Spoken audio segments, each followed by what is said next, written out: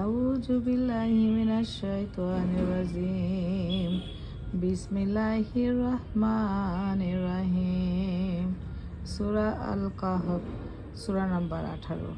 আলহামদুলিল্লাহিল্লাযী আনজালা আলা আবদিহিল কিতাবা ওয়া লাম ইয়াজআল লাহু ইওয়াজা কাইয়িমান লিইয়ুনযিরা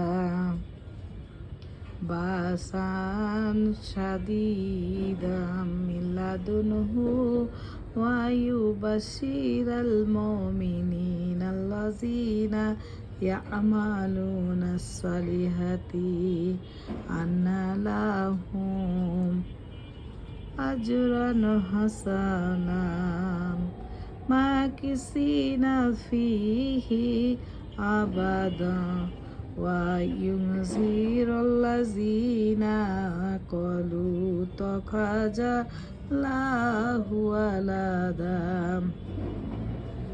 সকল প্রশংসা আল্লাহর জন্য, যিনি তার বান্দাদের প্রতি কিতাব নাজিল করেছেন আর তাতে কোনো বক্রতার অবকাশ রাখেননি। তিনি সেটাকে করেছেন সত্য,